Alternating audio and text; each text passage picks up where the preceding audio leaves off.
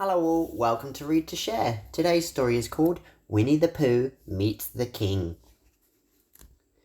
Is it safe? Asked Piglet anxiously as they stepped carefully on board a boat that rocked this way and that way on the water. Did I mention my seasickness? Added Eeyore, the old grey donkey. Yes, you did, Eeyore, replied Pooh, several times. But this isn't the sea. This is the London, and this is the River Thames. Quite so, said Piglet, who hadn't been listening properly. He was concentrating on carrying a particular large acorn that he had brought as an emergency snack for their trip to London. But there was just so much to look at. There was a grand building with a huge dome at the top. It was called St. Paul's Cathedral, and it looked down on Pooh and the others, making them feel rather small. On the boat went the London Eye, the other passengers said, nudging each other and pointing, but Pooh couldn't see an eye, only a huge wheel turning ever so slowly, but always ending up where it started. The next stop was theirs, Westminster Pier, came the announcement. As they got off the boat, Pooh started to feel worried. He had never seen so many people before. A friendly police officer smiled at the visitors and told them to head towards St. James's Park. That's lucky, said Pooh. That is where Christopher Robin said we should go too. Before they left that morning, Christopher Robin had told them that if you were at the Woodland Animal and you wanted an adventure in London, then St. James's Park was the place to go. It was just as green as the forest, with almost as many trees, and there was a lake with a snowy white swans swimming on it. Near the swans stood a strange-looking bird. "Hello," said the pelican, for that was what she was. "You must be here for the king." At this, the friends looked confused, and so the pelican told them about the king, the palace, and all sorts of things, like the crown jewels, the orb, the sceptre, and when she had finished, they thanked her and continued on their way. Kings and crowns and what not, it sounds like something out of a dream or a fairy tale, said Eeyore. But just at that moment, the friends looked up, and it was almost as if they were in the fairy tale. Ahead of them, through the trees, they could see a huge, grand building with golden gates. "A castle!" gasped Piglet. "A palace!" gasped Pooh. "With a flag on the top," added Eeyore admiringly. By now, the park had got a lot busier. A crowd of people was heading through it towards the castle or palace, or whatever the building was. The friends got swept along with it. At last Pooh and Piglet did. "Where's Eeyore?" asked Piglet anxiously. They looked all around them, but Eeyore was nowhere to be found. "We'll have to find a high-up place to look for him," said Pooh. And really it was a clever idea for a bear of very little brain, because it was the only way they'd ever be able to see where Eeyore was. Ahead they could see a balcony. "This way," said Pooh, and squeezing themselves between the bars of a rather huge gate, they went towards it. As luck would have it, the balcony was decorated with great swashes of red fabric, and by holding on tight to the golden tassels, they somehow managed to climb up to the very top. The thought of Eeyore lost in the crowd, grumbling and having his tail trodden on, kept them going.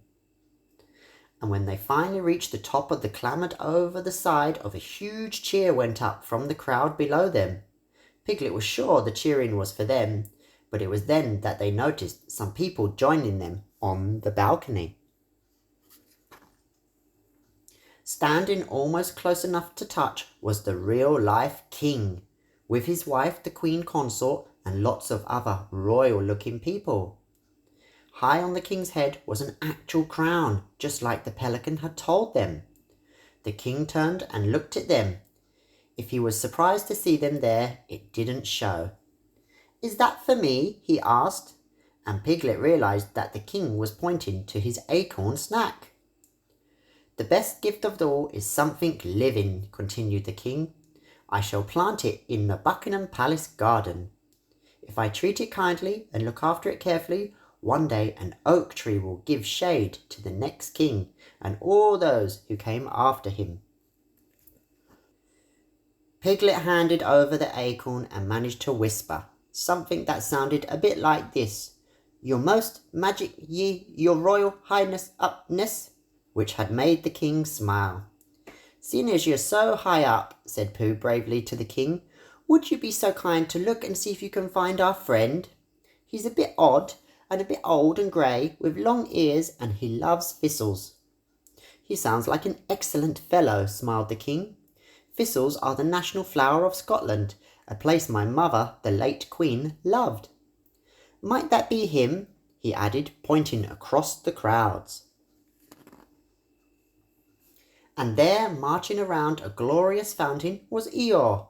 Well, not just Eeyore, he seemed to have found himself some other four-legged friends. Never before had Eeyore looked so grand. Gone was his normal slightly sad and saggy plod. His nose was high, his eyes were bright, and his ears flew behind him in the wind as he marched with the royal horses in time to the band's music. And as he marched, the crowd clapped, waved flags.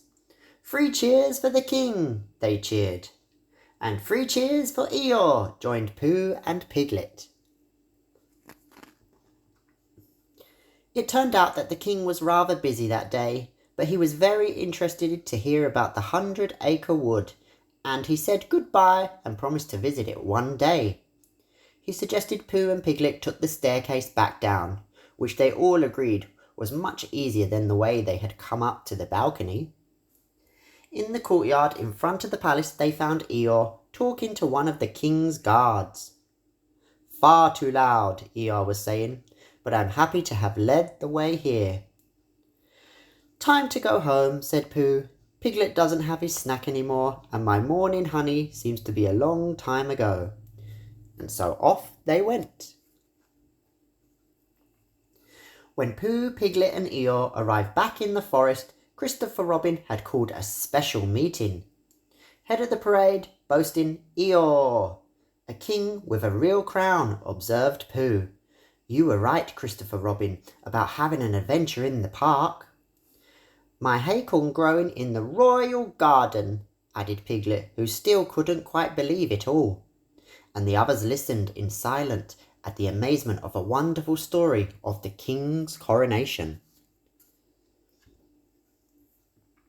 "When I grow up," Christopher Robin said, "I think I'll be king." "I thought you were already," said Winnie the Pooh, a little surprised. At this, Christopher Robin stood up extra tall. "Well, I suppose I am the king of here," he replied proudly, "but there is even bigger." "I see," said Pooh, who didn't quite. Pooh had very much enjoyed meeting the king and talking about trees and other favourite things they had in common. But to Pooh, Christopher Robin was the most important person in the whole world, and that's just the way it should be.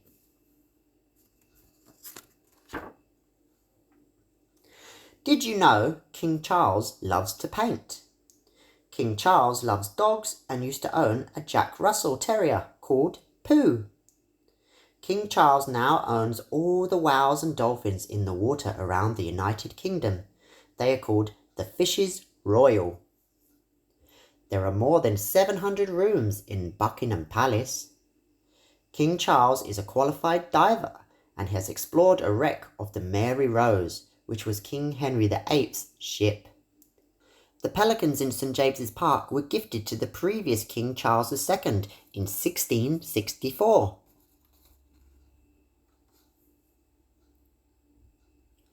The end. Thank you for listening. Please give a thumbs up and subscribe to my channel. Thank you very much.